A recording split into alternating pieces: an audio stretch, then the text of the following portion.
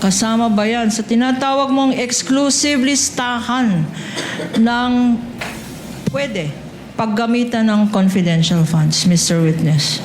Pag sinabing maintenance and other operating expenses po, wala po siya specifically dun sa enumeration ng item 4.8. Lumabas sa ikalabing-dalawang araw ng impeachment trial ni Vice President Sara Duterte na tila nagamit ang confidential funds ng Department of Education sa Maintenance and Other Operating Expenses o MOOE sa pagpapatuloy ng trial. Umikot ang direct examination ng prosecution sa mga dokumento ng DepEd, particular ang disbursement vouchers, liquidation reports at accomplishment reports para sa unang 3 quarter ng taong 2023.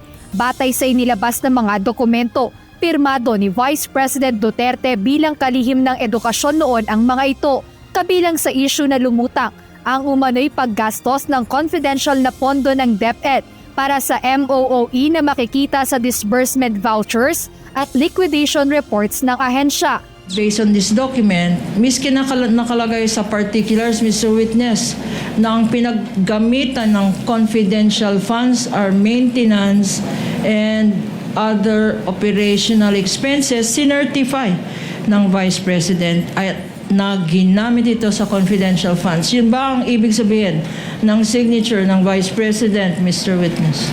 Based on these documents po, yun po yung sinertify ni Vice President.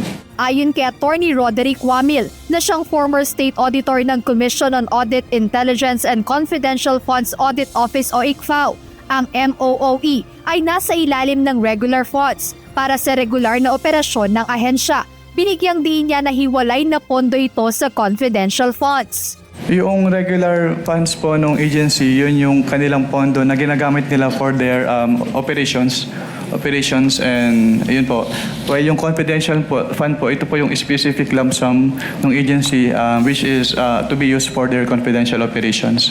Bukod dito, lumabas sa mga isinumiteng accomplishment reports para sa 3 quarter ng 2023 na may items o pinaggastusan na hindi kasama sa pinapayagan sa ilalim ng Joint Circular para sa confidential funds. Kabilang dito ang pagbabayad ng incentives, medical aid at travel-related expenses kaugnay ng counterinsurgency, anti-illegal activities at anti-terrorism programs. Gaya rin ang nakita ni Attorney Wamil sa mga dokumentong isinumite ng Office of the Vice President. Hindi rin umano naging compliant ang DepEd sa Joint Circular 2015-01 o Guidelines on the Entitlement Release, Use, Reporting and Audit of Confidential and or Intelligence Funds. Aniya, hindi na ilahad sa kanilang financial at accomplishment reports ang mga tiyak na confidential activities na paggagamitan ng pondo.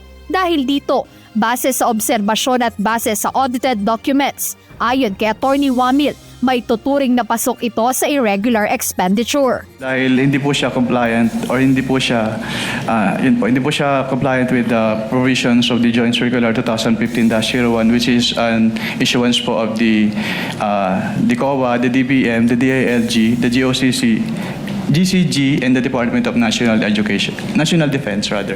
Paliwanag pa ng State Auditor, ang kabiguang i-liquidate ang public funds kapag hiniling o siningil ito ay maituturing na prima facie evidence. Ang ibig sabihin po ng prima facie evidence under 8.3 ay nagkaroon po ng presumption na ginamit yung funds for the personal use and benefit of the accountable officers. Dahil dito, kinumpirma ni Attorney Wamil na masasabing accountable officer si VP Duterte sa panahong nakaupo siya bilang pangalawa sa pinakamataas na posisyon sa pamahalaan, kasabay ng panunungkulan niya bilang kalihim ng DepEd.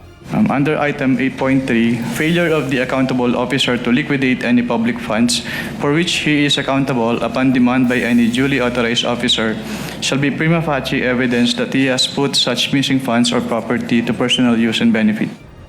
Sa pagtatapos ng direct examination ng prosecution, nais nilang maipakita na mayroon umanong irregularidad o hindi pagkakatugma sa paggamit ng DepEd ng confidential funds noong panahong iyon, kung saan ginamit nila ang mga dokumentong mismo si VP Sara Duterte ang nakapirma. Jedne Resina, UNTV News and Rescue. Diyos ang aming sandigan, serbisyo publiko ang aming pinahahalagahan.